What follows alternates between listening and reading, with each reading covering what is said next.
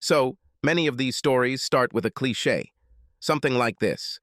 I came home from work, and there was a strange car parked in the driveway. Well, damn, this actually happens a lot.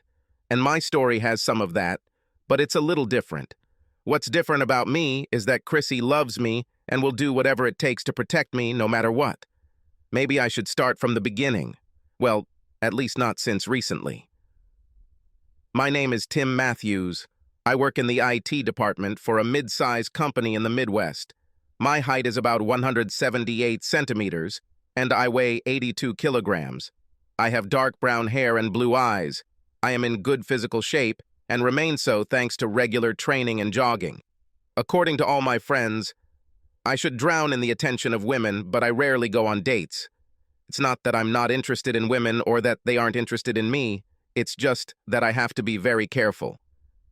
The first time I was lucky, and although there were suspicions, everything was attributed to a series of coincidences. So I wasn't charged with anything, but I'm sure the police are still watching me now, almost 5 years later.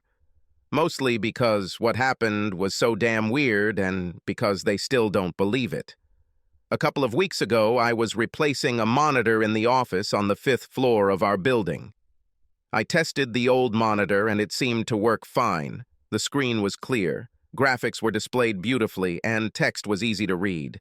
I found absolutely nothing wrong with the monitor, so I ran it through a troubleshooting program to check color depth, screen position, and everything else I could think of. In the end, I marked the monitor as A-OK and replaced it anyway, with an almost exact copy of the same model. A current user of this workplace rated me while I was working. "Okay, you know that my monitor is fine. Why did you change it at all? If you were just going to change it, why not just unplug it, plug in a replacement, and then go on your way? You could be out of here in 5 minutes," she told me. "Listen, Miss Ooh." I paused while I searched for my ticket to find her name. "This is Miss," she said. "I mean, if you don't look at me, you might miss something that could be really good. And the last name is Henderson. The first name you should use is Elaine. Put it all together, and you get Elaine Marie Henderson. For my friends, Elaine, for you, Laney." I felt like I had just been treated to her version of a James Bond line. "Well, Laney, my ticket says that you asked for a monitor change because you were having problems with your monitor. I checked it here to see if it was okay and found nothing. But the problem may be situational, which means you have to do certain things to make it happen. Or it could simply be something that happens at a certain time. This way I don't have to drag it to the IT department and test it. I can just mark it as usable and put it on the shelf when I get there. Again, I'm not trying to guess what you need. If you need a different monitor, I'll give you one. I don't comment on how you make spreadsheets or what you do there, so please be polite and respectful of how I do my job. I'm just trying to help you and give you the tools to do your job. At the end of the day, we all have to be one team. If you ask for a new monitor and I have one, it's yours. Plain and simple. Please have a nice day." "Wow, that makes a hell of a lot of sense," she said. "Maybe what they said about the IT department isn't entirely true. But what if I already know that there is nothing wrong with my monitor? What if this was all part of a dastardly plot to drag you here so I could ask you a question? I think it must be a damn big deal for you to go through all this trouble and risk," I said. "So what is the question?" I turned and looked at her for the first time and almost fell. She was tall and slender but curved, where you want your woman to be curved. She had a mane of wild red curls that flowed over her shoulders like a waterfall cascading over a cliff. Her luscious lips were stretched into a welcoming smile, and when she took off the square-framed glasses that office types had been all the rage of late, I nearly fell into her sea-green eyes. It all looked like she had been rehearsing for days. She took off her glasses and shook her head, causing all her hair to become disheveled. It looked like an advertisement for a damn shampoo. She even put one of the temples of her glasses in her mouth and bit down on it lightly, so I could see how white her teeth were. I expected her next move to be a move in which she would open her blouse, unbutton a few buttons, and then slide toward me across the long conference table. like in Van Halen's '80s Hot for Teacher video. I was ready for David Lee Roth and Eddie Van Halen to burst into the room. Dave looked like a game show host on cocaine, and Eddie played one crazy riff after another from a hidden Marshall, on a guitar that looked like it was taken from a landfill and assembled from spit, Elmer's glue, and duct tape. In the dim depths of my mind, I heard music and could not help but think, everything worked out for me. Everything worked out, everything worked out. I fell in love with Lainey. So, that's where I left off. Oh yes, she was about to ask me the big question. If I get disconnected like that again, let me know. Why don't you want to go on a date with me? She asked. It seemed to me that all the air in the room had simply evaporated. I tried to open my lungs and draw in oxygen, but it just wouldn't come into me. I couldn't let him back out either. I'm not dating, I managed to squeeze out. Why? She asked, pouting her perfect lips. It just doesn't work out, it never has. And I don't think it will ever work out. I grabbed my things and headed to her door. The booth wasn't that big, but she covered the distance very quickly and slammed the door, blocking my exit. I think we would be suitable for each other. I did my homework. We're both divorced. In fact, we got divorced for the same reason. We both had partners who weren't worthy of us and cheated on us. We're both into cars, and we're both cute. She paused and looked at me again. At least you're cute. I'm not too confident in myself. As she uttered the last phrase, she ran her fingers over her body, from her slender hips to her small but perfectly proportioned breasts. It was like a stripper doing her act with her clothes on. This woman should never be allowed to watch MTV or adult movies. Am I pretty, Tim? All I could do was nod my head up and down. Well, let's talk about this some more. How about tomorrow at lunch in the cafeteria? You should have lunch sometime. When do you eat, Tim? She asked. It took me a few seconds, which seemed more like days, to answer. At 12:45. See you then, she smiled. When I returned to the IT office, most of the men and women were busy, but I saw them all looking at me as I carried the monitor and placed it on the shelf. I looked at the board of available tickets and was about to grab one and head back when one of my best friends, Josh Thomas, grabbed my arm. Well, what do you think? He asked excitedly. What am I thinking about? I asked, looking confused. I noticed that all eyes in the IT office, including my longtime friend and supervisor, Emma Smith, were on me. I went upstairs and tested the monitor, and it was fine, but I swapped it anyway and then came back. If you asked me if I thought there was anything wrong with this monitor, I would probably say no, but you know how it goes. Anyway, I'm going to fill another ticket. He looked at me as if I had just thrown away a winning lottery ticket.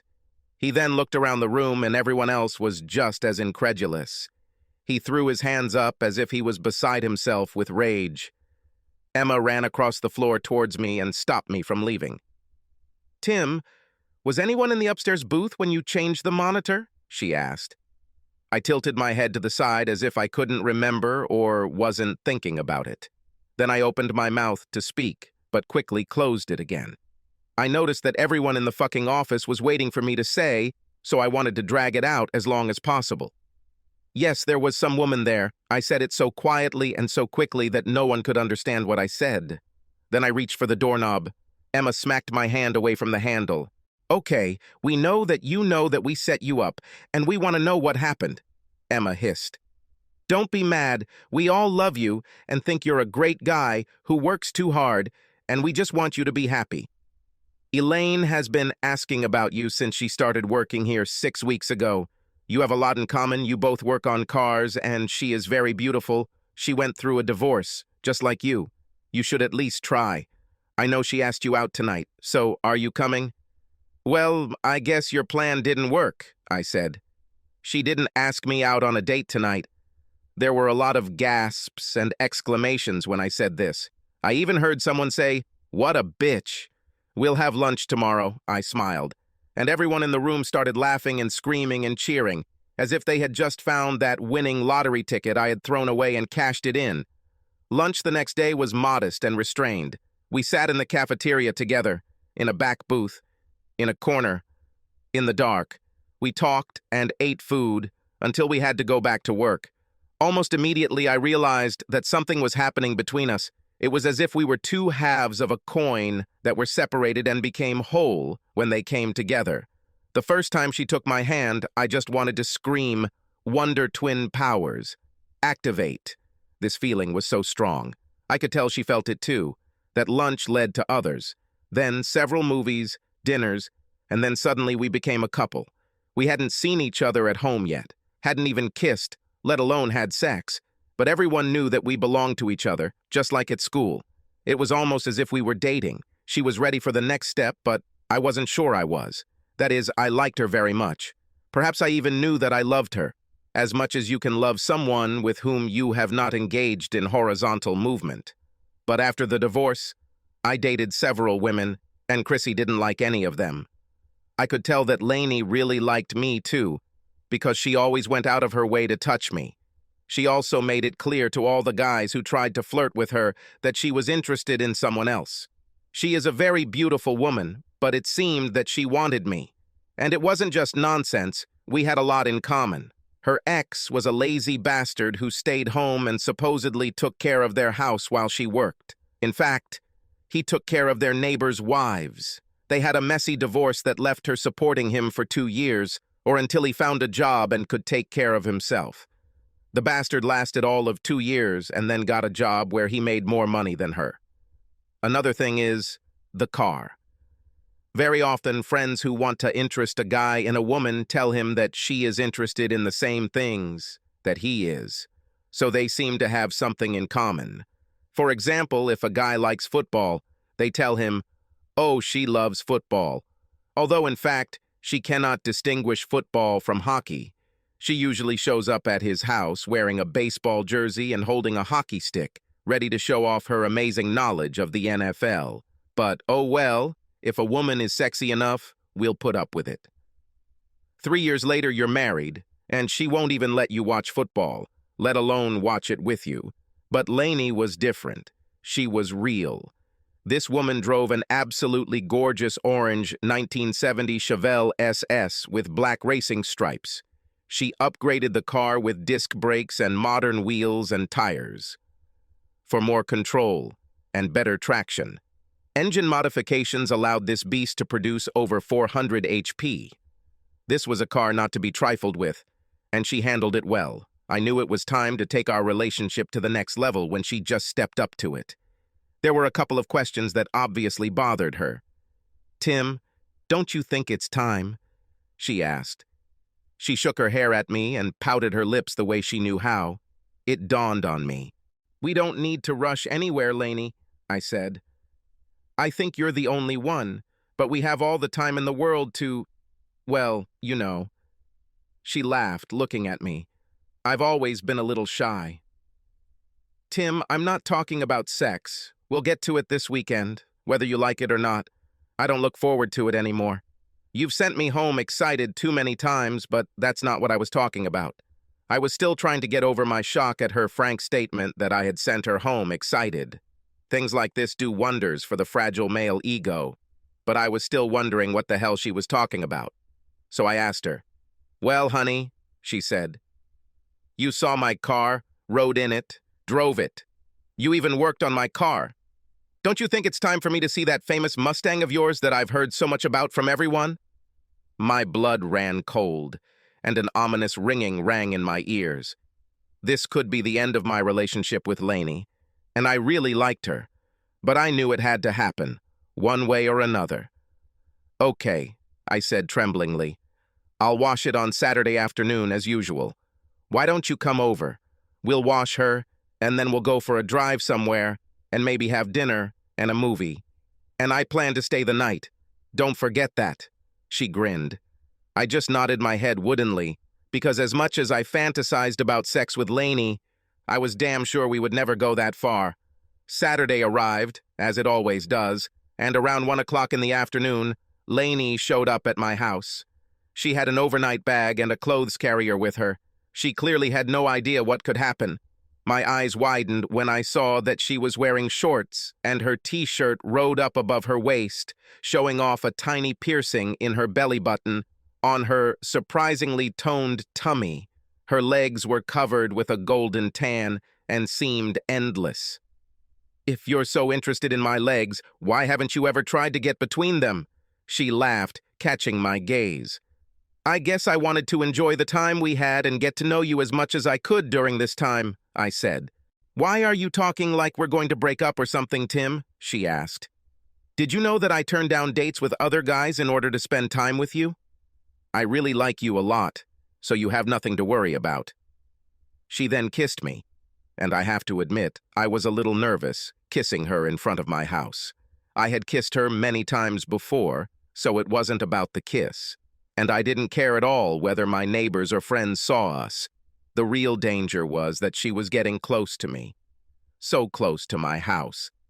My heart was beating so loudly that I was sure Elaine could hear it. A thin trickle of sweat ran down my spine from the horror of what might happen. "This is Elaine, the one I call Lainey. She's very sweet and loves cars," I said very loudly. Lainey looked at me as if I was a little touched. I took her hand and led her into my house. She looked around and smiled all the time. It was very difficult for me not to smile. She immediately pulled me onto the sofa and pressed her lips to me again. We sat and kissed for about 10 minutes, and my hands had already begun to roam over her body, when suddenly she jumped up like a jack-in-a-box. "Okay, let's go look at this car before we start it and have time to wash it or cook dinner," she said. "Are you sure you want to see her now?" I asked nervously. She nodded seriously. "All I hear from everyone is about your car. Before I met you, whenever people found out I liked muscle cars, everyone in the building would say, 'You should see Tim's Mustang. I don't care that it's 80 years old and rusty. I love you. So if it's important to you and you like it, I'll like it too.'" "Okay," I said, thinking that sooner or later this was bound to happen. The garage was attached, so we just walked out the door in the kitchen and into the garage. It was heated and had a beautiful striped floor that matched the car. I held Lainey behind me as I walked to the garage, but she wouldn't let up. She jumped out of my shadow and examined the car. "Oh my God, she's beautiful!" she screamed, as if she had just seen a new supermodel. She began to try to walk around the car to inspect it from all sides, but I quickly grabbed her arm to prevent her from walking in front of or behind the car. "Is there something wrong with the other side of the car?" she asked me suspiciously. "Chrissy, this is Elaine. I already told you about her. She is very sweet, and I have very strong feelings for her. I would be very upset if anything happened to her," I said loudly. Lainey looked at me like I was a little out of my mind. I opened the garage door to let in some fresh air. "Maybe I should take it back so we can wash it easier," Lainey asked. "I'll do so," I said. I noticed Elaine looking at me with amusement. "So you love me, but you don't trust me with your car?" she asked. "Well, first you two should get to know each other better," I said. As I approached the car, I smiled again. It's funny that I've had the car for almost 5 years now, but I still smile every time I see it. 2006 Mustang GT with shaker hood and chrome Flowmaster dual exhaust. The car was flashy yellow with black racing stripes. I had custom chrome rod grills in high and low positions that matched each other. I installed a front chin spoiler to improve aerodynamics and provide additional cooling to the engine bay, rear diffuser and rear blackout panels. The rotors are cross-drilled and slotted all around, and the very large calipers are painted yellow to match the body. Elaine was still shaking her head as I prepared to get into the car. When I approached the car, the door locks opened, the windows rolled down, and the engine started. Elaine didn't show it. She commented on the beauty of the exhaust the Flowmasters were giving me. I moved the car far enough out of the garage so we could wash it, but "Hey, open my side," she said. "Chrissy," I hissed under my breath. I knew this was an important step. The passenger side door lock slowly moved and the window rolled down. Elaine looked at me, smiling. "I noticed that you have an automatic starter, but it is controlled by voice?" she asked. "Well, something like that," I said. She tilted the front seat forward and began very carefully cleaning the leather on her side of the back seat, while I did the same on mine. We used regular Armor All on those surfaces in the back that weren't leather and vacuumed the carpet. As Elaine climbed out and prepared to start in the front, the passenger seat snapped into place. She smiled and gently patted the side of the car. I remembered with horror how that same seat snapped into place and nearly crushed a woman I had dated about 2 years earlier. She had to be hospitalized and still sees a chiropractor. I won't bore you with what goes into washing my car, but after 2 hours, we were done. Nothing terrible happened, and I began to relax a little. We went into the house and kissed a little before Elaine pulled away from me and said, "Stop teasing me. At this rate, we'll never make it to dinner, and you're already trying to get your dessert." She kissed me again and went to the bathroom to change clothes. "We'll take your car to the restaurant," she shouted through the door. "I'll lead," she added after him. The sudden shock made me freeze in place. Elaine was alive and unharmed, but how much could Chrissy afford? "She's quite difficult to deal with," I said.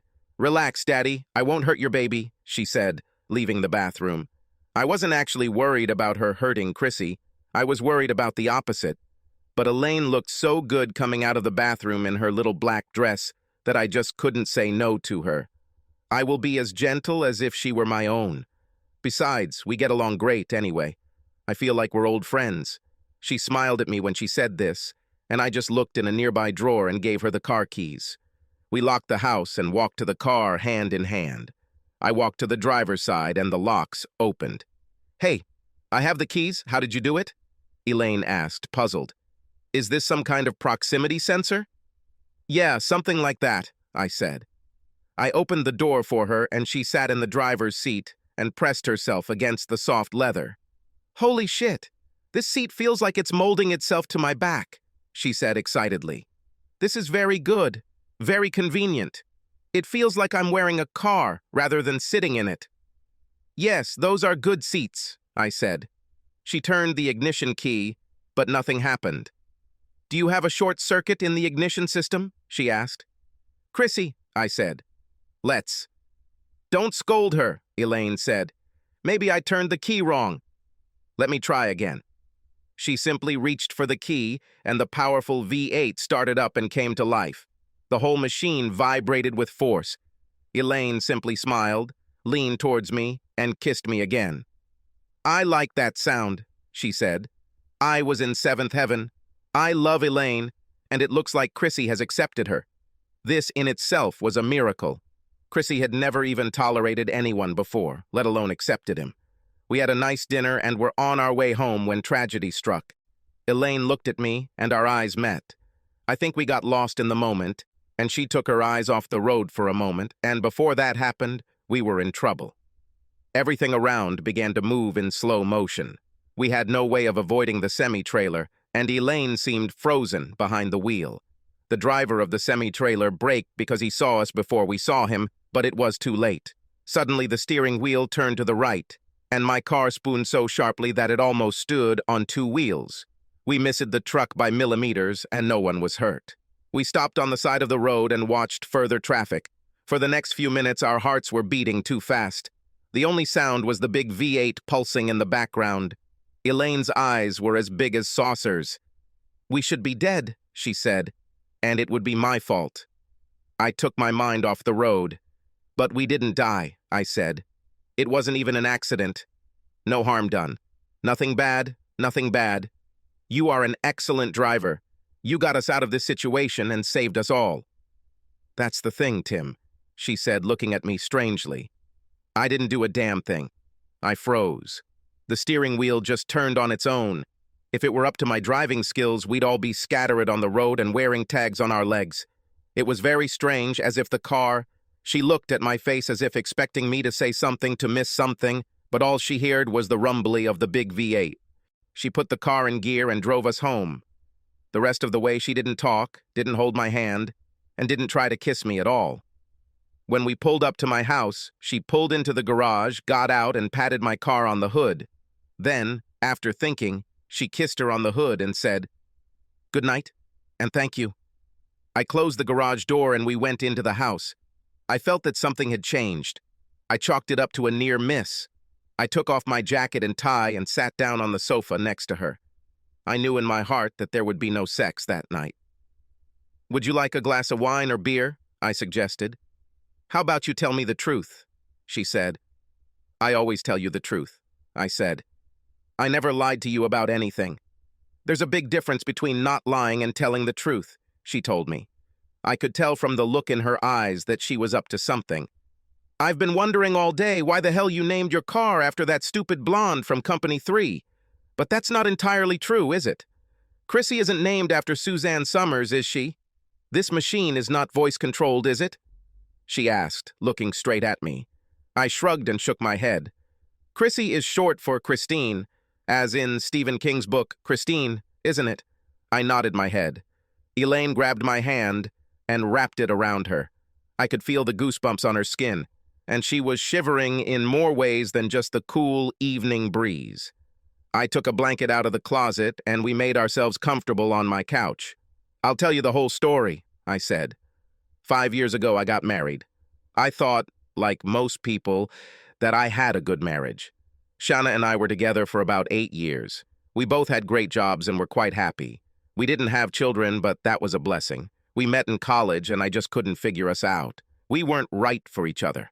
I was a nerd, plain and simple. She was a cheerleader and the most beautiful girl on campus.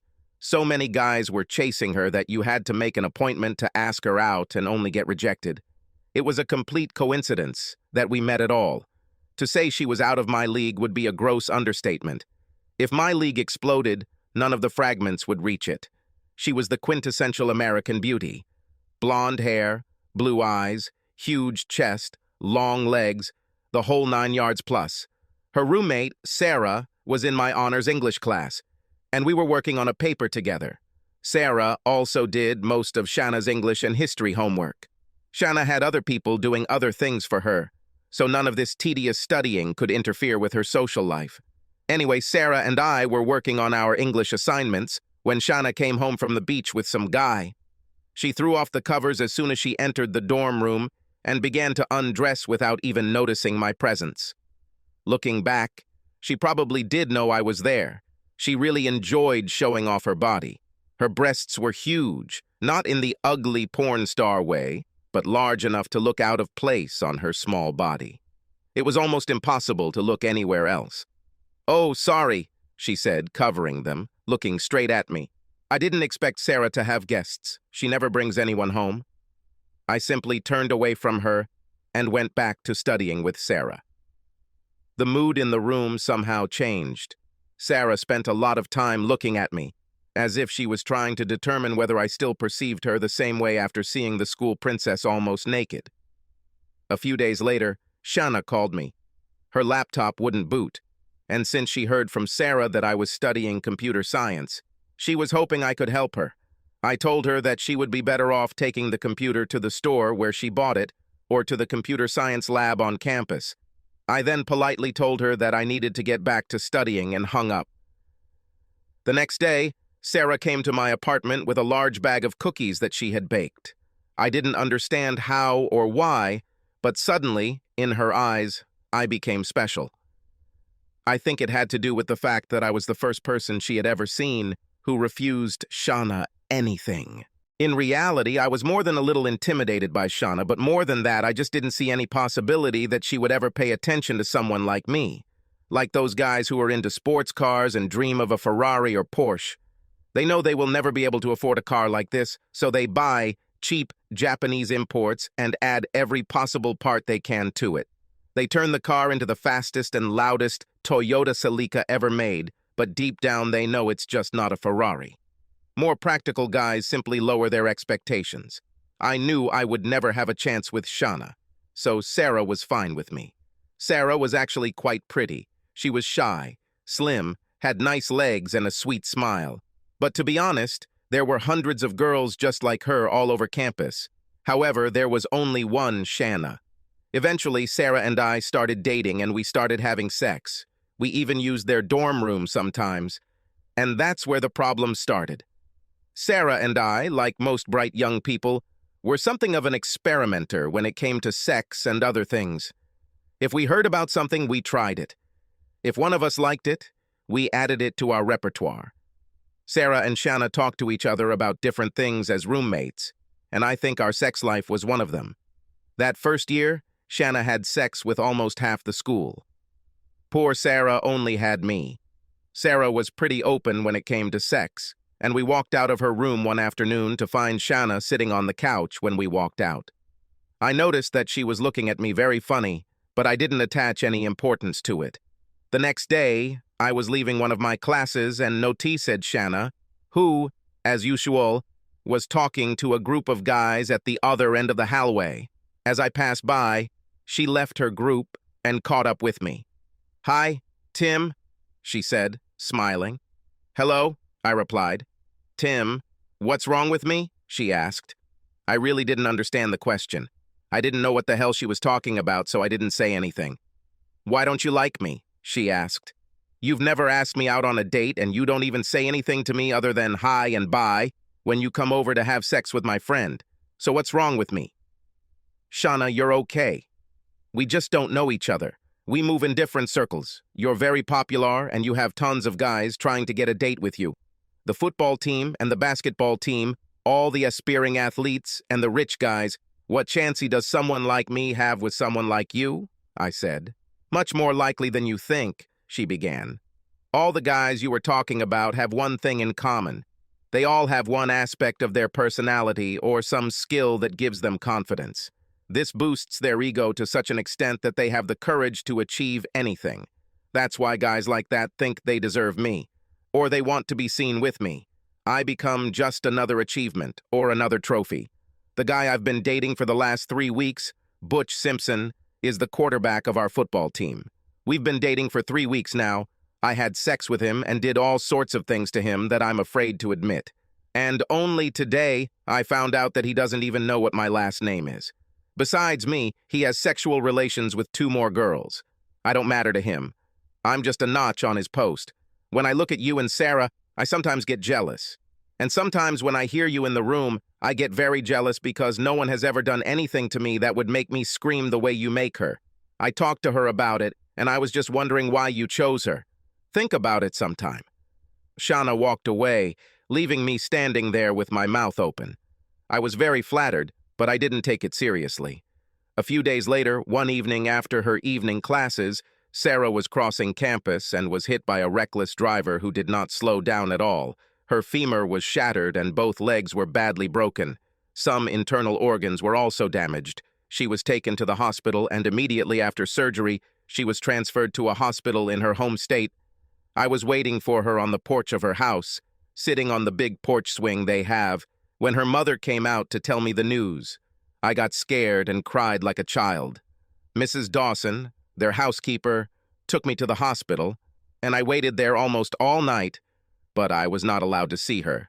She still did not regain consciousness. That day, my life changed dramatically. I could barely make it to most classes. The rest of the time, I walked around in a fog. Sarah and I, like most young people in love, considered ourselves invulnerable and did not think at all about what might happen. Her parents not only didn't know we were in love, they didn't even know I existed. I tried to see them and introduce myself before they took her, but in their own grief and suffering, they had no time for me. Like them, I had to face my grief alone. Surprisingly, Shanna visited me several times and tried to cheer me up. She often brought me food and made me eat. A couple of times she took me on walks and let me talk about Sarah. She never spoke, just listened to me pour out my heart for another woman. When we returned to school after the Christmas holidays, there was no word about Sarah, and absorbed in my own education, over time I simply stopped asking. Shanna and I had entered the friendship stage. I figured she was just testing me out of loyalty to Sarah. One evening, she just showed up at my dorm while I was trying to study and dragged me to the movies. Almost every person in the cinema was wondering the same question as me. What the hell was Shanna Burnett doing with this nerd? Most of them didn't even know my name.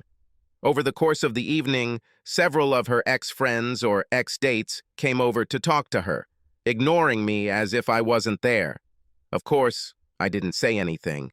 And when one of them sat down next to us and started trying to take her hand, I apologized and left. A couple of hours later, There was a knock on my door. I rolled over and tried to sleep, hoping she would just go away. The next moment, I realized that she was standing in my room and looking at me, clenching her fists. My roommate let her in. "Dude, do you even realize who this is?" "This is Shanna," he said, as if that explained everything. I don't think he knew what her last name was. "Why the hell did you just leave?"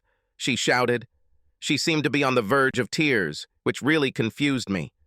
"Shanna, there were 3 or 4 guys hanging around you, and every minute more were coming. You got all the attention you could handle. You didn't need me to interfere," I said. "I appreciate everything you've done for me, and I will tell everyone who asks that there is another side to Shanna. I will tell them how caring you were and how you were there for me while I tried to get over what happened to Sarah. But in reality, you did much more than you would expect from a roommate." I looked at my roommate as I said this. He just grinned, shrugged, and said, "Dude, she's Shanna." He also didn't indicate that he was going to leave so we could talk in private.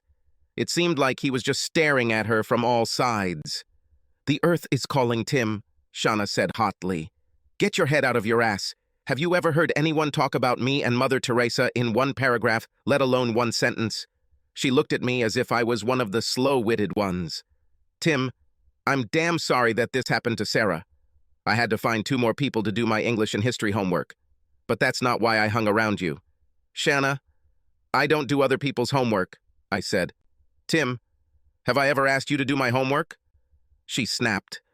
She then turned to my roommate and found him with his head bowed, staring open-mouthed at her ass. "Hey, asshole," she snapped. "Since you're still here, have you ever heard me ask some guy to go on a date with me? Have you ever heard me practically beg some guy to do something to me?" He shook his head, but didn't stop looking at her. "Tim, I asked you to go to the cinema with me tonight, but not because I'm trying to help you forget Sarah. I asked you because I wanted us to spend some time together. I just wanted it to be you and me, not you and me and Sarah's ghostly presence." I thought about it, but the idea seemed unrealistic. She must have had some kind of agenda or ulterior motive that I couldn't see through. "Well, there wouldn't have been room for Sarah's ghost anyway, with all these guys that came," I said. "And it's been 2 hours since I left, so you really couldn't be that worried about me leaving." I also noticed that she wasn't wearing the same clothes she was wearing when we first went to the movies. "Tim, you can't blame me for these guys showing up. Some of them are friends and some I didn't even know, but you were the only one I was there with.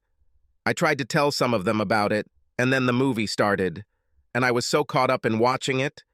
And when the movie ended, I looked back to ask you how you liked it, and you weren't there. That's why I came here to tell you that you left me, but really, I just want to know why you don't like me." She looked upset. It was as if there just wasn't a logical explanation for why anyone, especially a guy, wouldn't be that into her. "Shanna, what was the name of the movie we went to?" I asked her. A blank expression appeared on her face. "It was The Lord of the Rings," I said. "This is part of a trilogy," I continued. "Tonight was the first episode, The Fellowship of the Ring. The film is 3 hours long and had not yet started when I left a little over 2 hours ago. This means that the movie you watched to ask me how much I liked it is still playing right now. But you had time not only to come here but also to change clothes and, judging by the smell, at least take a shower. I don't know what you want from me, but you should find another sucker." I grabbed one of my books from the table and walked out of the dorm, still wearing the sweatpants and t-shirt I usually slept in. I didn't even take the time to put on my socks and shoes. I went down the stairs to the building's furnace room and began reading the chapter assigned for the next week. When I finally got back to the dorm, my roommate was waiting for me. "Dude, why were you so rude to Shanna?" he asked incredulously.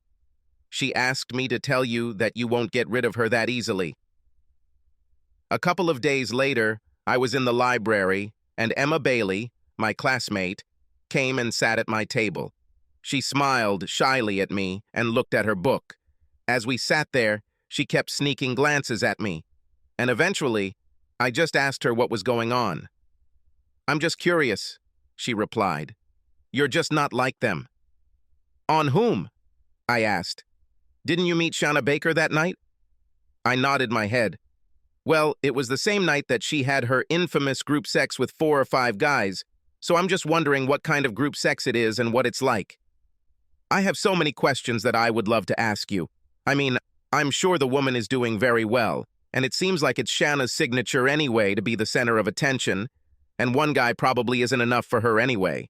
But from the guy's point of view, you were just trying to have fun at any cost. Or didn't it seem strange to you that your equipment was so close to so many other guys? I've often wondered if guys who do these things are a little gay.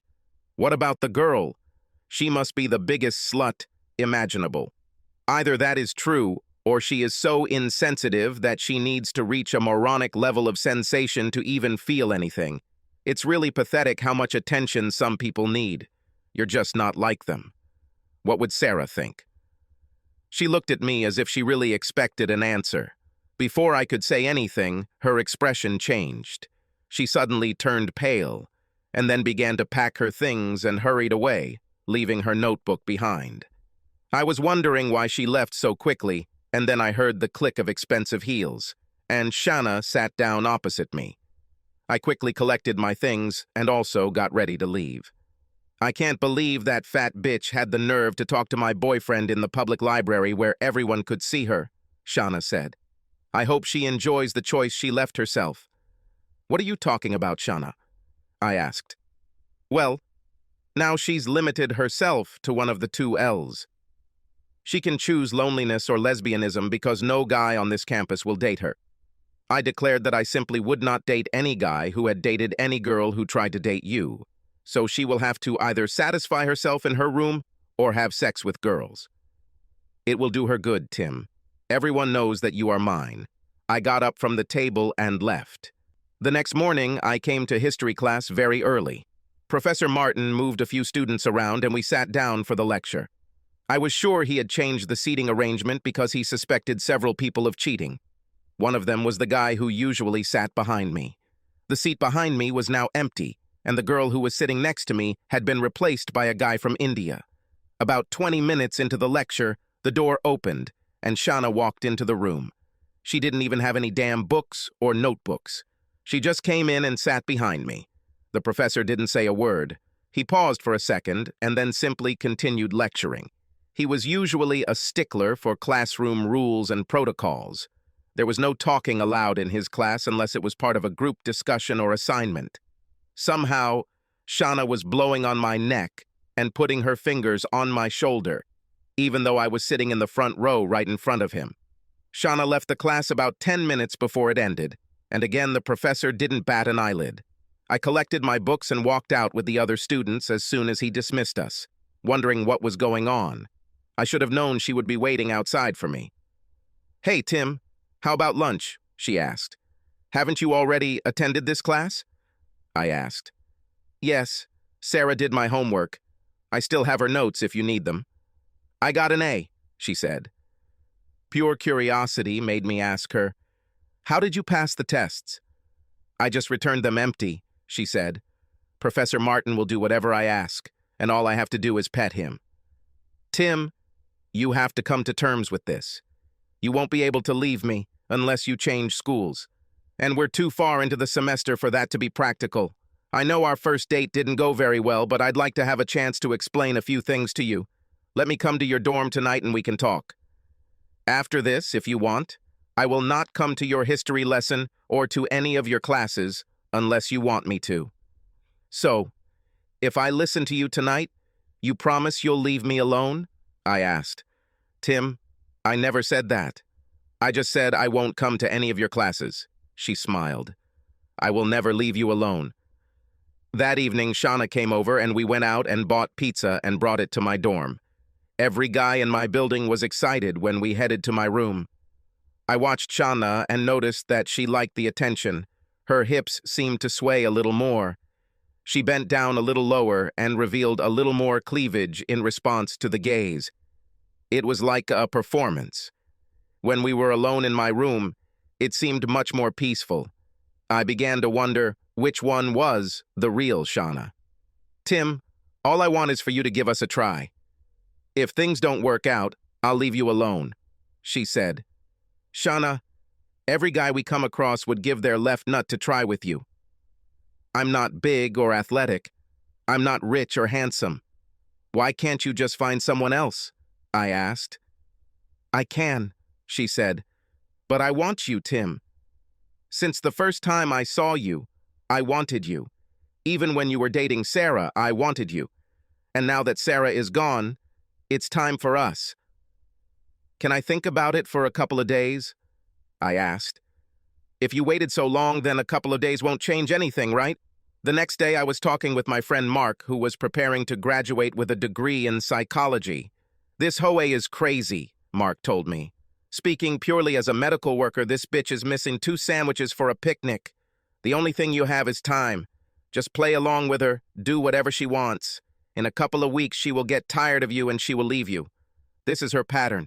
She only stays with a guy for a week or 2. Then she moves on to the next one. Use this to your advantage. Get all the freebies and perks you can, because everyone here either wants sex with her or wants sex with her again. Even women want to be on good terms with her, he said. But how do you know all this? I asked, thinking he was going to say that she was like some particular example he was researching, or that she was the ideal archetype of a narcissist. I had sex with her, he said. I only lasted a day before she left me for some football player, but it was a great day. Her breasts are incredible.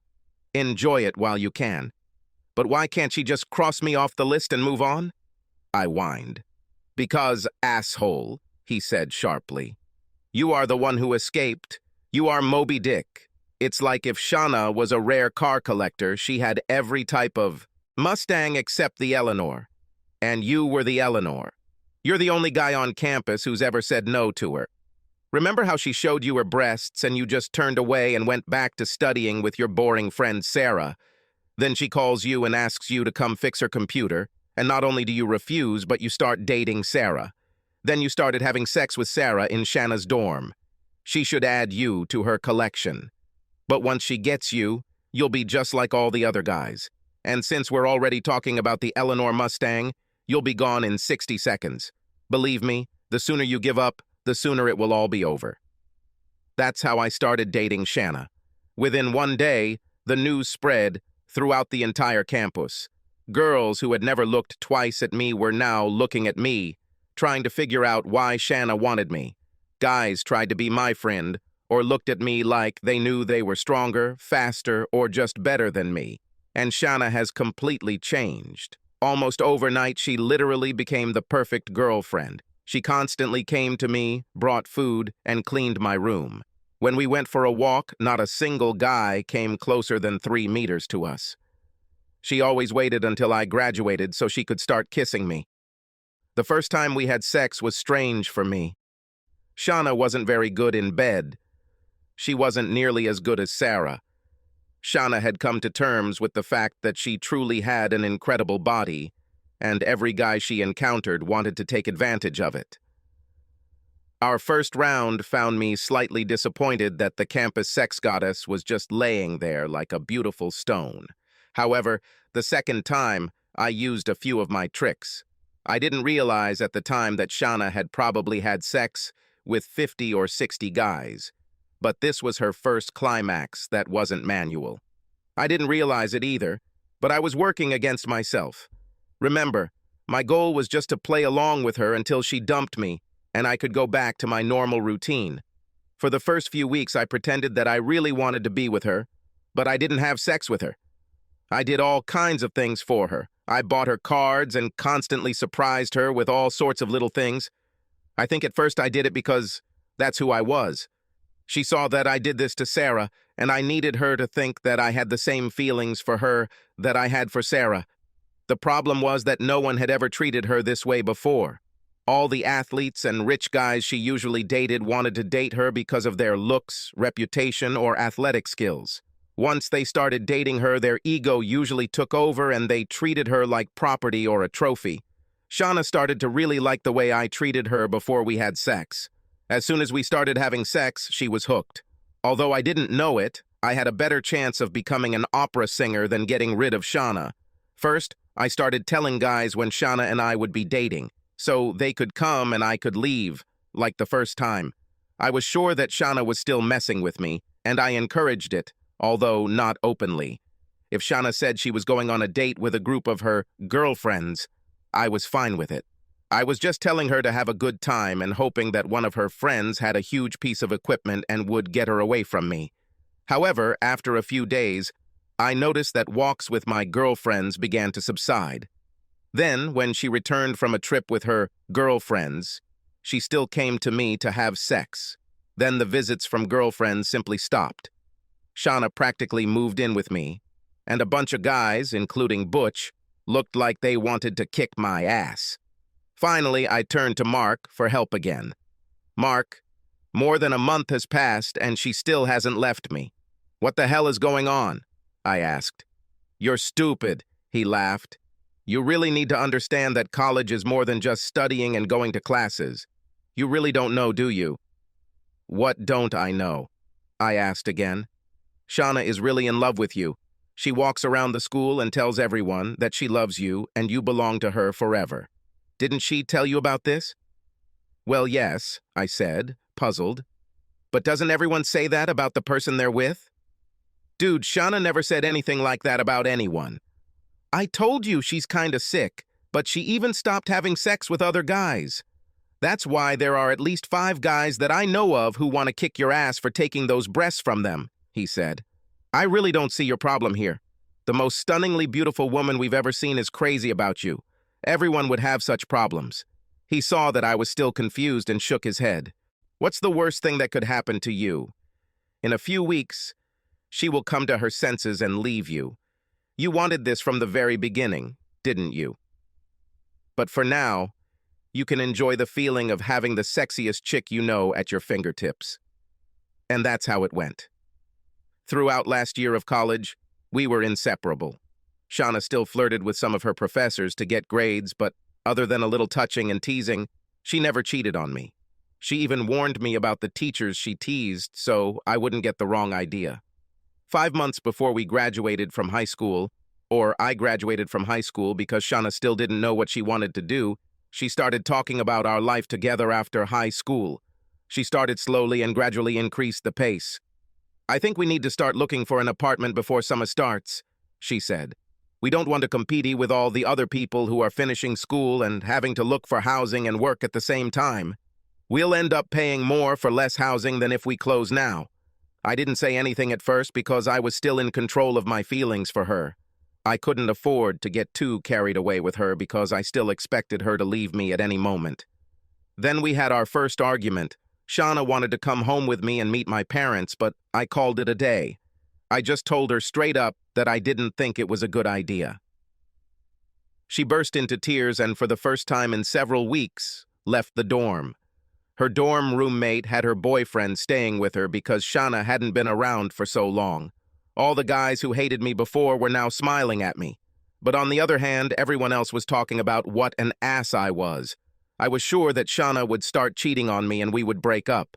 Surprisingly, she didn't. She skipped classes and stayed in the dorm crying. Even more surprising was the fact that I couldn't sleep either. Damn, I missed her. Eventually, I had to admit that I had feelings for her too. Love can be damn tricky sometimes. The next day, I was leaving the computer science building after a lecture, and then she appeared. She had dark circles under her eyes and just looked miserable. When she saw me, she ran away from me as fast as she could. I ran after her and grabbed her hand. Shauna, you don't have classes in this building. Why are you here? I asked her softly. I just thought that if I looked at you one more time, it would make me feel better, she cried. Forgive me, I won't do it again. I wrapped my arms around her and squeezed her as hard as I could. I even grabbed 2 big handfuls of her ass and just pulled her towards me. She kissed me. She pressed herself even more into me. Damn! Someone shouted behind us. I looked around and noticed that everyone near us was looking at us. Anytime, anywhere, I'm yours, she said. Needless to say, my parents loved her, especially my father, of course. It took Mom longer to come to her senses, but eventually she, too, fell under Shauna's spell. We got married before I finished school. We went through the same normal adjustment period that most young couples go through. Of course, there were a few differences. Normal couples don't have a problem with people staring open-mouthed at their wife when they go to the cinema or a restaurant. But we dealt with it. I found a great job almost immediately after graduating from university, and Shanna, after several years of staying at home, got a job serving customers at a restaurant chain. She was great at it. When an irritated customer came to her, he would usually take one look at her and forget about why the service or food bothered him in the first place. About 4 years into our marriage, we started trying to get pregnant. Our sex life has always been intense, but we started having sex with a purpose. But nothing seemed to work. Eventually, we started seeing different doctors and learned that Shauna would never be able to have children. The news did something to her and she seemed to change overnight. She began to dress much more revealingly. It was almost like my student years. She seemed to be going out of her way to get attention again. When I asked her about this, she avoided answering and started crying. I knew it was some sort of emotional breakdown caused by the discovery of her infertility, but I didn't really know how to help her. I turned to a therapist for advice on how to deal with this. He told me that, as I suspected, this was probably just Shauna's way of trying to feel more attractive and that she could still turn men on. This is because a woman's role and part of her sexual identity is that childbearing is a core part of a woman's biological function. Shauna, finding that she could not perform this function, felt somehow inferior to other women, so she needed to prove that she was at least as attractive in appearance in order to somehow compensate for her biological inability. It didn't make any sense to me, but I didn't want to say anything to her about it because by that time, I loved her so much that I was ready to do anything for her. Then came the moment that I initially hoped for, but then began to fear. About a year after I found out she couldn't have children, I caught Shanna doing this. Some guy she knew in college was having sex with her on our couch when I walked into the house. In typical cliché fashion, I came home early and found them. I watched for a minute or two and was puzzled. Shauna just lay there while some guy had her. He had the biggest smile on his face, but she could have been watching a rerun of an old TV show. "Oh, baby," he hissed. "I'm going to finish. Do you want me to come out?" "It doesn't matter," she answered weakly. "Just hurry up, okay?" "Oh, yes, that matters," he said. "Your little bitch husband won't be too happy if I knock you up."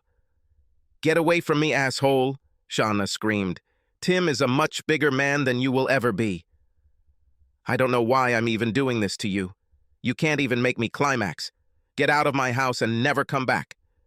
Then she just started crying while he gathered his clothes and ran out of the house. He couldn't get his truck out of the driveway without hitting my car, so he drove through my grass and left ruts in it. But the lawn was the least of my problems. I sat down next to her and she looked up at me, tears still streaming down her cheeks. "Oh no," she screamed when she realized that I had been there for a long time. "I'll just pack a few things and won't disturb you," I said. I was probably in a lot more pain than I expected. I never thought I would ever truly love her, but I do. I always thought that I was only holding on to her because I had no other options. I mean, who else but her could truly want me? She was much more beautiful than any other woman I had been intimate with, and she seemed to genuinely care about me. But it's time to leave and end this farce, once and for all.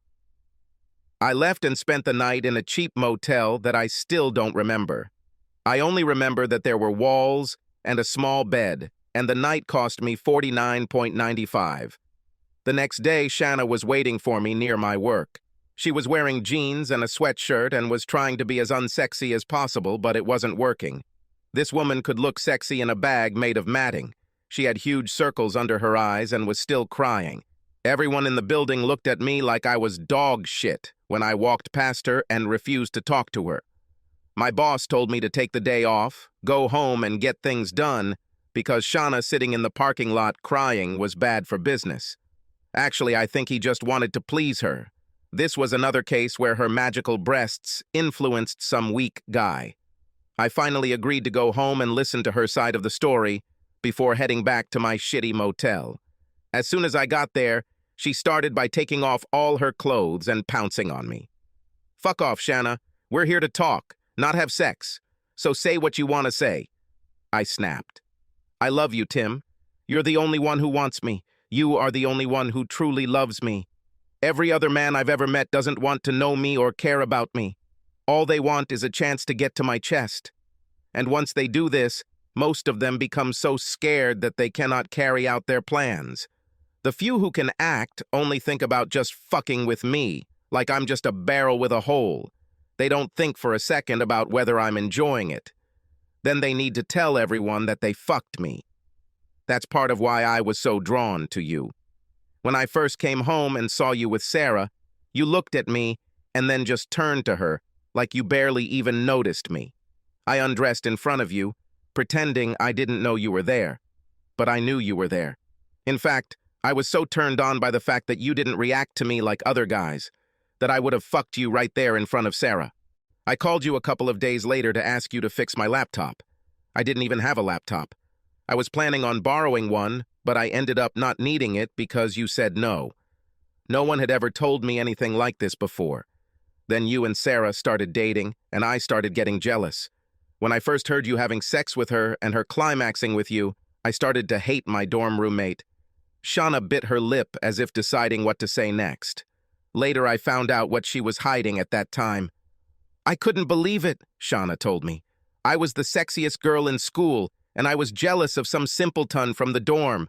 All the big guys on campus were following me around. They were willing to do anything I said just to get the chance to be with me, and I was pining for some nerd. So, after Sarah's accident, I went after you. It took me a while because you were so damn stubborn. But in the end, I succeeded. And then I got you into bed. And it was better than I ever could have imagined. Even today, I find myself craving what you do to me.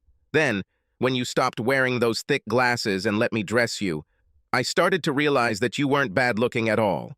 And I just fell in love with you, Tim. Indeed, there is no other man with whom I would like to be together, and certainly no one I would love, except you. But when I found out I couldn't have children, I started to feel empty.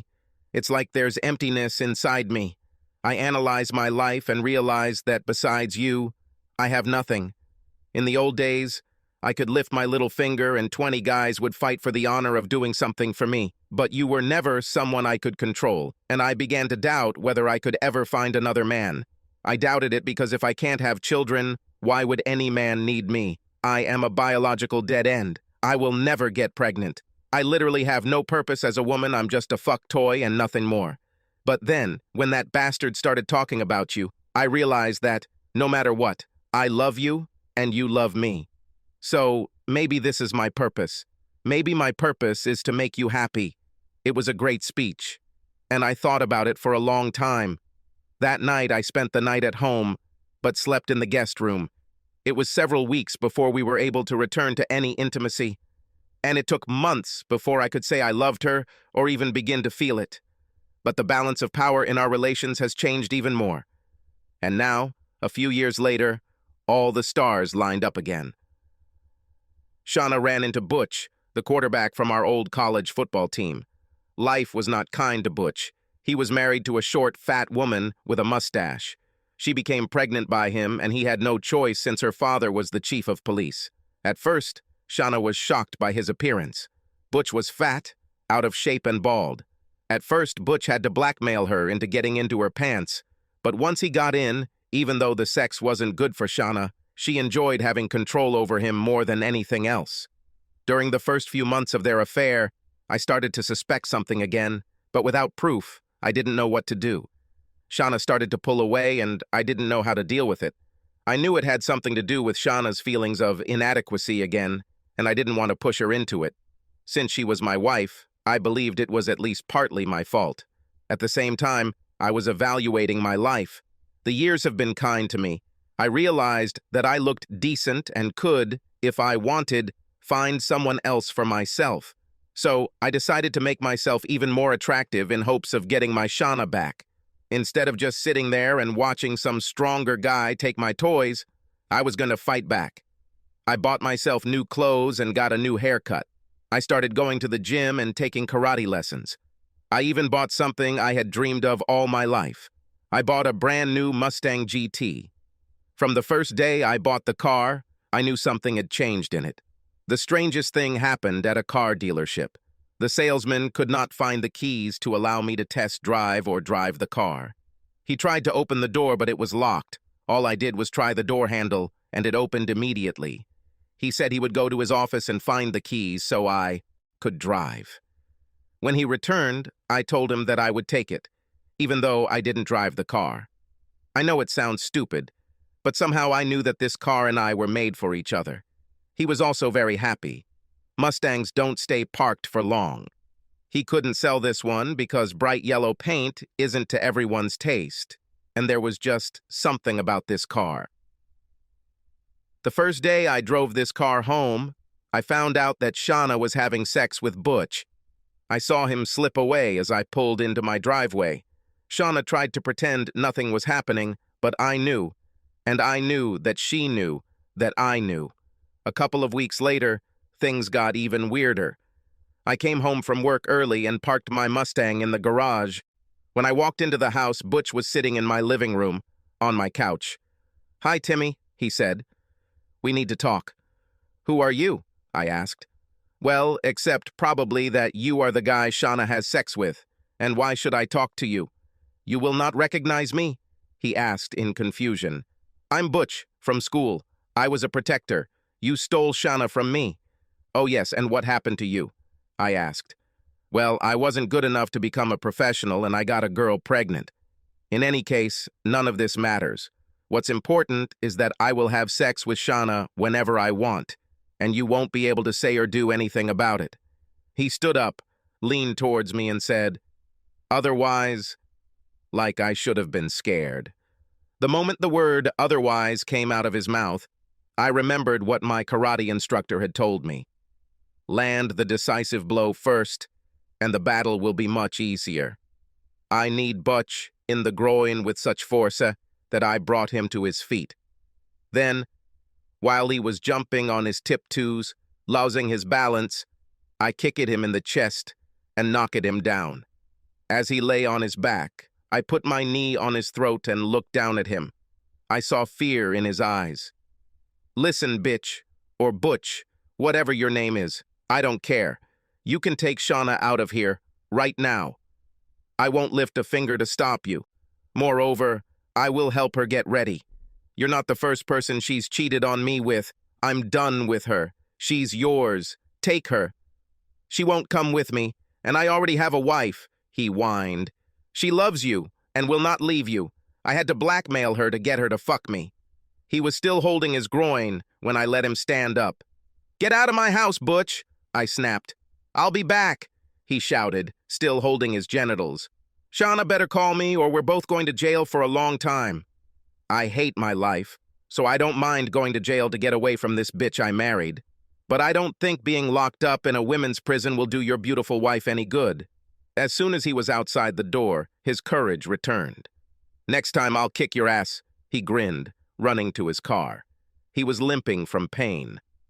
A few minutes later, I walked out to my garage and was installing the rear blackout panel on my new Mustang when Shauna pulled up and walked into the garage. "Where is Butch?" she asked, uncertainty. "I kicked his ass and sent him home," I said without looking up from the car. "Shauna, I'm not going through this again. Pack your things and leave. You can live with Butch, his wife, and child, but I'm not going to put up with this." "Didn't that asshole explain everything to you?" she asked, already crying. "It's not like last time. I'm not doing this out of curiosity or frustration. Tim, I know you love me, and believe it or not, I love you and only you, but I have no choice. My back is pressed against the wall, so until I find a way out, I'll just have to deal with it."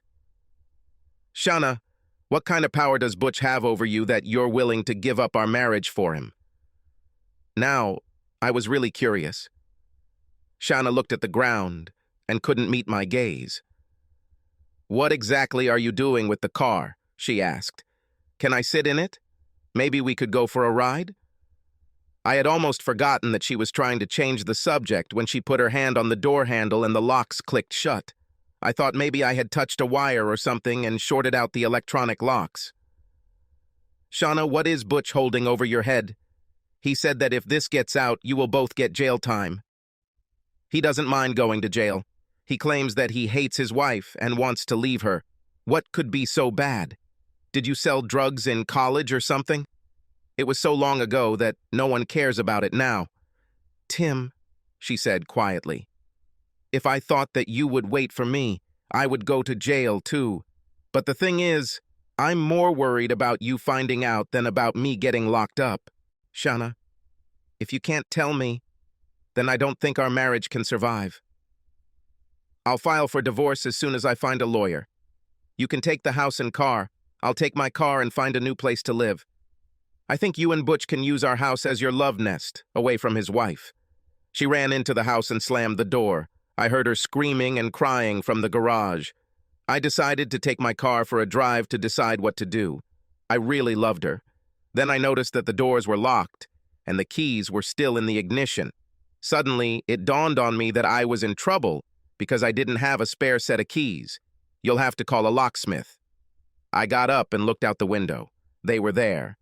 But something strange happened. The door lock simply opened.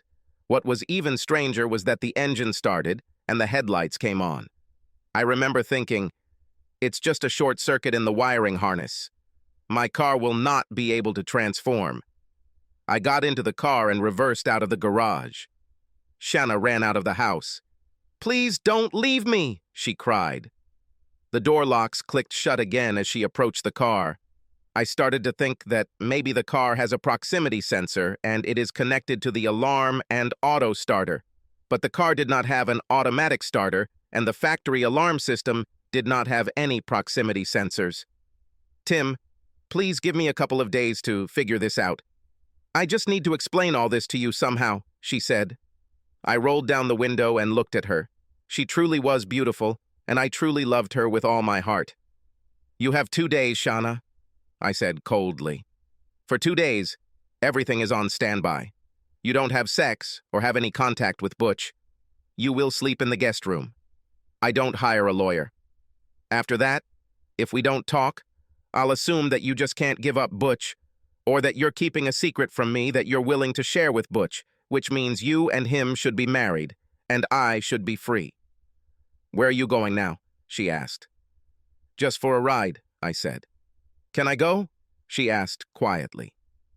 Before I could say anything, the window closed on its own, the engine roared to life, and the car began to back up the driveway. I tried to tell her that it wasn't me, that there was a short circuit in the car's electronic system, but she turned away and walked back into the house looking like her life was about to end. I hate this bitch, I said loudly to no one as I drove along the deserted roads. I gave her a wonderful life, everything she ever asked for. I love her with all my heart and soul. How did she repay me? She cheats on me every chance she gets. Maybe she's just not the kind of woman who can be faithful, at least not to me. But she's so beautiful. It just breaks my heart every time she does that. But this time it's just amazing. Does she really think I'm going to believe this bullshit about Butch blackmailing her? I think they're together, and she just wants to be able to have sex with Butch without having to prevaricate. She just wants to rub my face in her shit because she knows she can't control me. I guess I thought I was only talking to myself and no one was listening to me. I often spoke my thoughts out loud to relieve stress and not get tense in bad situations. If I knew then what I know now, I would never have done this. After 2 days, Shanna came to me and said that she wanted the three of us to sit down and discuss the problem like adults. She suggested a possible solution. Her solution included 2 steps if I was ready. The first step involved meeting with Butch and trying to figure out if we could pay Butch some money to just go away. If he doesn't accept the money, will I be ready to just pack my things and leave with her? The second thing is she wanted us to go to marriage counseling because she really loves me with all her heart and doesn't want to lose me for anything. Maybe through counseling she can figure out what's wrong with her and why she keeps getting into these situations. She seemed so sincere, and she had been so miserable the last 2 days. So I agreed.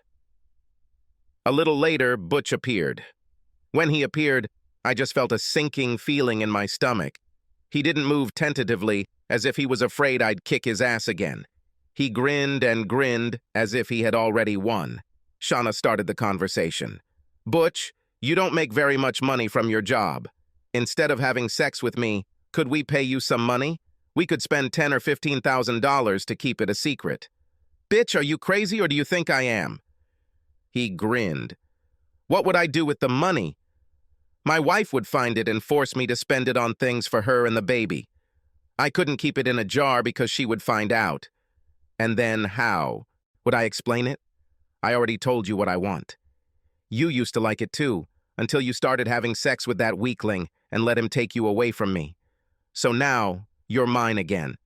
I'll have you as often as I want, unless your hubby wants to see some 300-pound prisoner turn you into a lesbian against your will." "She said she doesn't want you, Butch," I muttered.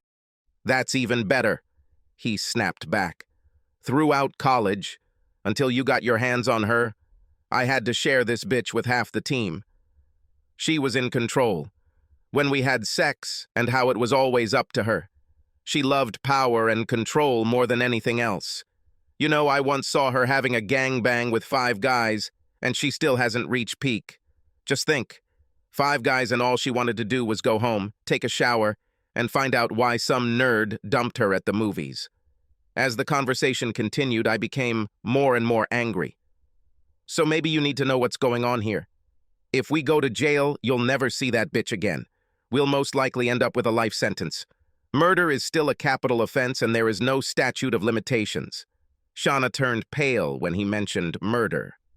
"Okay, I'll give you the opportunity to fuck me," she said. "No, you won't. I'll kill him first," I said seriously. "Your little wife obviously didn't tell you about this, did she?" he asked. "Okay, then it's my job. He seemed to really enjoy himself. Maybe he just liked it ruining other people's lives because his life had been so shitty ever since he dropped out of college." "Please don't," Shauna whined. She looked so pathetic that my heart simply broke with pity for her. "Whatever it is, we can handle it," I told her. "When we were in college, Shauna could always wag her ass and every guy on campus would do whatever she wanted," he began. "She also manipulated women through men because all she had to do was find out which guy the girl was interested in and go after him. None of the girls wanted to try to compete with her. Everything Shauna wanted, Shauna got, until you came along. For some reason I could never understand, she was crazy about you. She told me a year before we left school that she was going to marry you. Only 2 things stood in the way. The first is that you didn't even look at her. I couldn't understand why. I thought maybe you were gay. Why didn't you like her?" he asked. "It's not that I didn't like her," I said. "I just never thought that a girl like her would give me a chance to even kiss her ass, let alone date me. So I targeted girls who I thought would actually give me a chance. There is no point in pursuing something that you have no chance of getting." The second thing standing between you two was Shauna's little roommate. I can't even remember the name of this crap. But Shauna actually asked her to give you up. Shauna wanted her to leave you. She even asked her out on dates with any guy on campus she named. But that little bitch said you meant more to her than anything Shauna could offer. Then he smiled like a shark and then looked at me. So Shauna convinced one of the professors to lend her his car. She gave me the keys and promised to have sex with me every night for 2 weeks to drive the little bitch crazy. I was just gonna hit her. Hard enough to break her leg or something, so she had to go home. But I really couldn't control this car. As you remember, she ended up getting very badly hurt. She was taken home, but 6 months later she died without ever waking up from her coma. I'm not proud of what I did. I was so hooked on steroids back then that I made a lot of bad decisions. With too much testosterone in my body, I was angry and ready to fight 1 second and desperate for a woman the next. So I was really out of control. I'm sure the judge will take this into account when he sentences me. But poor Shauna was the inspiration. She was not under any influence. She was just a jealous bitch who wanted other people's toys and couldn't stand the thought of anyone telling her no.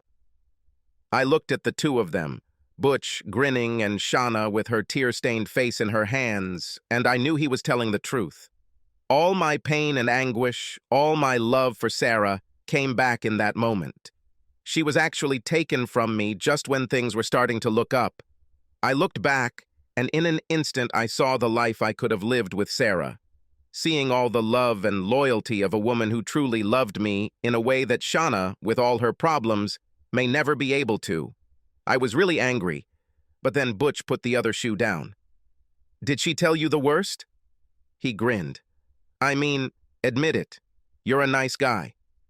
Did old Shauna ever tell you why her roommate's parents treated you like crap and refused to see you or let you see her? I looked at Shauna, and all I could see was her crying and shaking her head. They found out that night in the hospital that Sarah, yes, that was her name. Sarah was pregnant with your puppy, dude. So not only have you lost your girlfriend, but also your only chance to have children. That's why old Shanna went crazy when she found out she couldn't have children. Partly because she feels worthless, and partly because of what she took from you and can never replace. I couldn't stand it anymore. I needed to go away to think. I'm leaving to work on my car, I snapped. You need to figure out what you want to do, weakling, he snapped. Shauna couldn't stop crying. I couldn't bring myself to look at them. Okay, I said.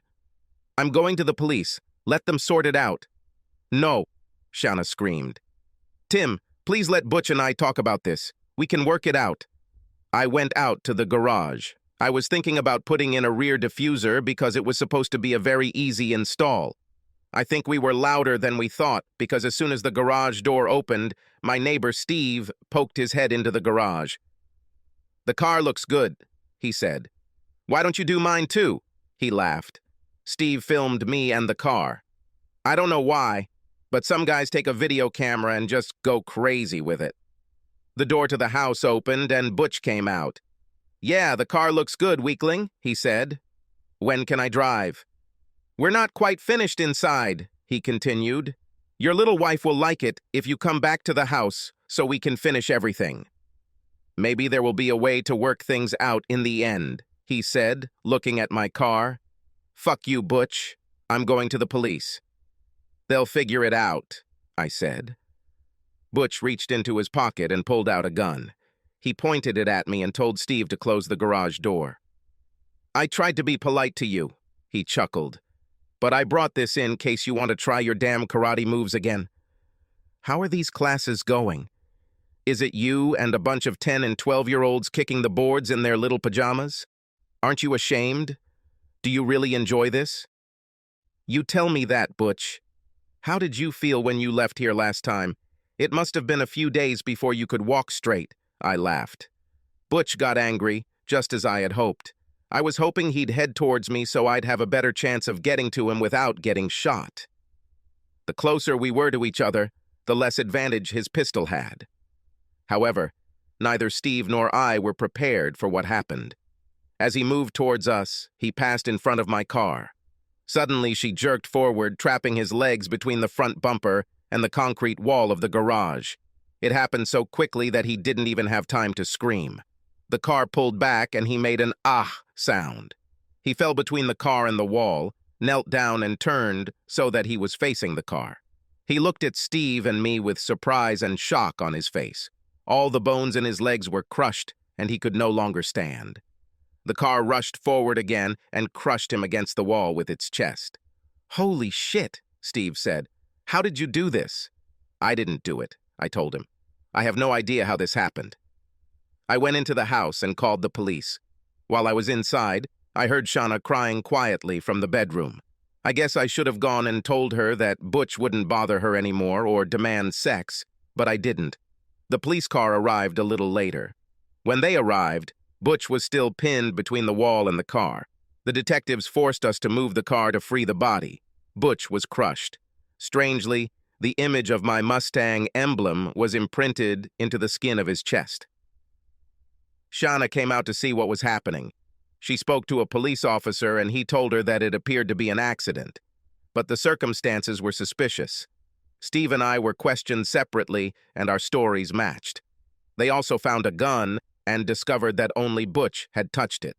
The good thing is that Steve was able to film almost everything that happened on his video camera, including Butch threatening us with a gun and being crushed by the car. Shauna decided to spend the next few days with her parents. She has already packed her suitcase. She kissed me. In a few days, when it's all over, we'll go to a psychologist and return everything to normal, she whispered. I love you, Tim. I swear I have never loved anyone else and never will. I will be the best wife you can imagine. I will never hurt you again. I promise you that in time, you will forget about Sarah."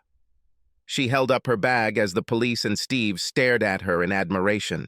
She walked slowly down the driveway, her hips and breasts swaying gently. Just before she got to her car, it happened. One of the cops was sitting in my car, and it took off and rolled down the driveway. The car slammed Shanna between itself and her car. Unlike Butch, it was almost merciful. She didn't even notice how it happened. All the policemen ran up to her, along with Steve and me. I cried and screamed and tried to pull the cop who was sitting in my car out of it and beat the crap out of him. In the end, they had to hit me with a stun gun to calm me down. I simply could not look at the twisted female figure squeezed between two cars. Shanna's car was totaled, but my Mustang wasn't even scratched. "It was an accident, sir," the chief of police told me a couple of days later. "We have examined your car from top to bottom, and it will be returned to you today." There is nothing mechanical about the car, and one of my officers was inside the car. He claims he was on the brakes when the car crushed your wife, so maybe you should get your brakes fixed. We offer you our deepest condolences, but there is nothing more we can do. We can't bring her back. His words sounded so empty, so far-fetched. It was probably a politically correct decision, but it didn't make me feel any better. When I picked up the car later that day, it was on a flatbed tow truck. The guy told me he was very sorry, but they couldn't start the car. "There's something very strange about this car, mate," he said. I asked him to unload it in front of my garage. At that moment, I wasn't sure if I even wanted to return the car. Almost immediately after the tow truck was out of sight, it started up. The first thing I noticed was that the car was several feet closer to me than where we had left it. I knew this because when we lowered her, she was only 2 feet from the garage door. I asked to put it there so I could try to put it in neutral and just push it in since it wouldn't start. She was now at least 2 meters from the garage. "Okay, come on. I think it's my turn now," I shouted. In my grief for Shanna, I think I just wanted it to be over. The car started moving towards me, and I just closed my eyes. I hoped it would be quick, like Shanna's death. I really didn't want to die like Butch, slowly, from 2 or 3 brutal blows. I remembered how he lost the ability to move after the first blow, but there was enough consciousness to just stand in horror and wait for everything to happen again. A few seconds later, I felt something almost gently touch my leg.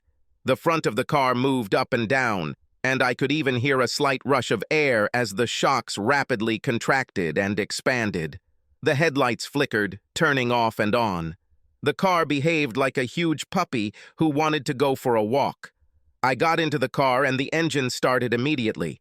I drove for about half an hour and I don't really remember where I went, but I do remember that it gave me the time I needed to get my thoughts in order. I knew why Butch died, and the truth is, as cold as it may seem, the world is a better place without him. Even his wife and their child would be better off without the poison of living with a man who never loved them. But Shanna's death seemed cruel and unnecessary. Then I realized that the machine did this to protect me. My relationship with Shanna was built on lies. All this time I was waiting for her to leave me or to find out that she cheated on me again. During the entire time we were married, I never felt comfortable with her. I never felt like she belonged to me. Even now, I could not imagine that we would grow old together. Towards the end of the trip, I realized that Shanna, as beautiful as she was never good for me. Besides, now that I knew what she had deprived me of, Sarah and my child, I could never look at her again without thinking about them. Even today, I wonder who it would be. A girl or a boy? What would we call her or him? Would Sarah have blossomed physically like I did after high school? Or would she have declined like Butch? It wouldn't matter because I would still love her. The machine somehow knew before I did that Shanna had to leave, and in the end, maybe it was better for Shanna too, because throughout her life, she was never happy. Her beauty brought her no satisfaction, only pain. She could never cope with old age and the loss of her physical beauty. She also did not cope well in situations where she was not the center of attention. Perhaps leaving at the height of her attractiveness was the kindest way. A few days later, the city offered me a six-figure sum, and I, of course, agreed. The circumstances of both accidents still raise suspicions today, especially Shauna. Police want to believe the brakes failed and the car rolled out of the driveway. The problem for me with this theory is that my driveway slopes up from the house, so the car had to defy gravity while the engine was off for any of this to make sense. When you add all this to the other things I've seen her do, it's a pretty strange picture. A few years ago, there was an article in the newspapers about all this, I said to Lainey as she snuggled up to me. Steve came to talk about it about a week later and brought me a Stephen King film. I have never seen him. He didn't want to go into the garage. He's still afraid, even now, several years later. Christina, he told me, shaking his head. She saved us both. Christina, I said. Somehow this name just fits. For the last few years, she has been my best and, practically, only friend. The few times I even thought about dating, she kind of shooed them away. I don't think she liked anyone until you came along. Over the years, as we grew closer, we started calling each other by our first names. So now I just call her Chrissy. She seems to like it. I think she likes you, too. 5 years later, we have been married for 4 years and have a 2-year-old daughter. Whenever our daughter Krista can't sleep, she just runs into the garage and sits in Chrissy's back seat and snuggles up against her skin. Somehow, the engine noise and vibrations lull my daughter to sleep. She's used to being there, and that's how it should be, since she was conceived in that same tiny back seat. So, as you can see, I didn't lie. There was a strange car sitting in my driveway all this time, only it was mine.